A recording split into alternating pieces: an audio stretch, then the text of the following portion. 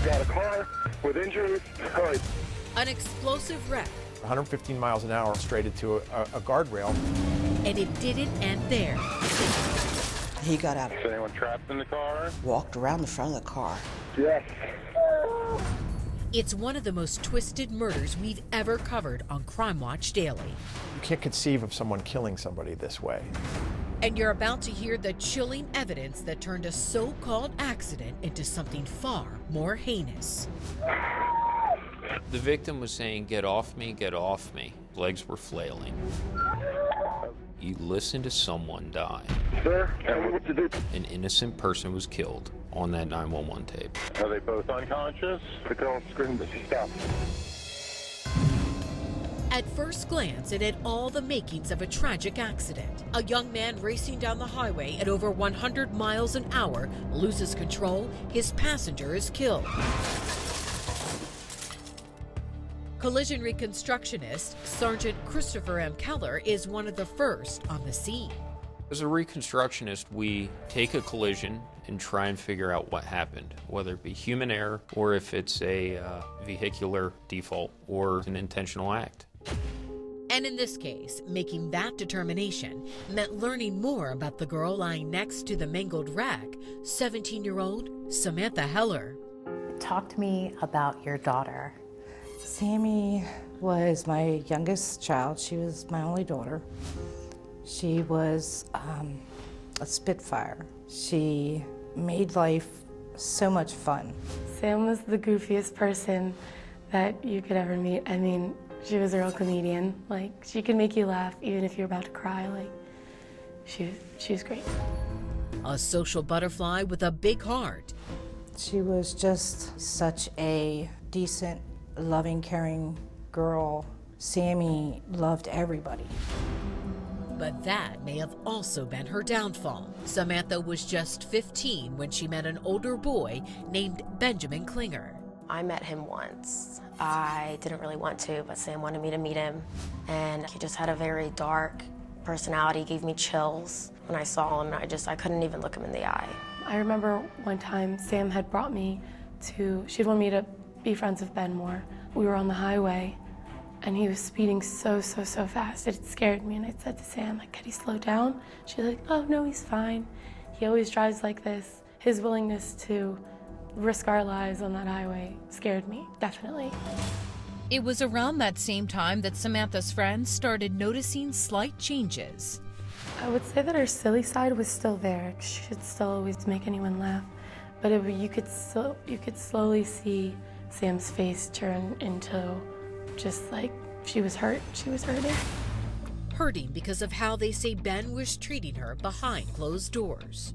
She told me at the beginning he was he acted very nice and made her feel like happy and made her feel loved, and then things just deteriorated after he got control over her. And once he knew that she was in love with him, things just started spiraling downwards. He started to say that she was clingy. He would call her he would call her a and I asked her, I was like, so, like, why? Like, why are you with him? And she's like, I love him, and he makes it better by saying, I'm so sorry. And she admitted that draws her back in every time. And Sam's mom says every time Ben drew her back in, it drove her and her daughter further apart. She was starting to say, well, I should be allowed to stay out at, these hours during a school night, and we were having more arguments. And do you think all of that was really stemming from Ben? Yeah, he actually would try to come over and convince us she would be safe, and I'll make sure she gets her homework done and stuff like that. At some point, things within the house broke apart. We had found out that she was giving Ben our house keys to sneak in the house at night. When she confronted her daughter, a huge fight ensued. And it was a mess. And it's one of the biggest mistakes I made, because I kicked her out that day. And she ran to Ben. Samantha would spend the next few months living under the Klingers' roof, and loved ones say that's when the relationship really turned toxic. She told me that he would push her. She came in once with a big green bruise on her arm, And I didn't even ask her because I just knew. And I was like, are you okay? And she was like, I'll talk to you about it later, and just never did.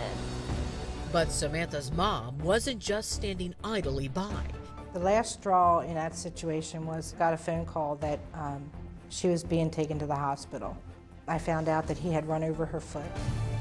After that, Sandra was finally able to convince Samantha to move out of Ben's house and in with her aunt, Leanne. But even then, Shortly after she moved in with us, he decided to come over and sit outside our house. And that made Sammy really antsy. She said, please, can I go out and talk to him? So we let her go out and talk to him. She went out, he took off with her. not long after that, Leanne gets a frantic call from her niece. She was scared because he was driving too fast, and he was angry. Lancaster County District Attorney Craig Stedman elaborates. Well, she's interviewing with Ben, and Klinger at that point, he basically said, you better get off the phone or I will. You know, I'll drive this car off the road and you want any relatives to talk to, is what he said. Samantha was able to talk him down that night, and after that, she appeared to break things off for good, even agreeing to move back home with her mom. It was only then that Sandra learned just how bad things had been. I found out that not only was he physically hurting her at times, that he was taking pictures and videos of them sexually and sharing it with his friends. Of your minor daughter. Of my minor daughter. This is your child. This is my child that before meeting him, she didn't do stuff like this. She was a good girl. Sandra took action. I charged him for running over her foot. I charged him for the pictures. He was going to be charged and labeled as a pedophile. You weren't playing around. No, it's hardball time. For the next 6 months, with charges pending, Ben seemed to stay away, and Samantha seemed to return to her old self. You were starting to get your daughter back. Right.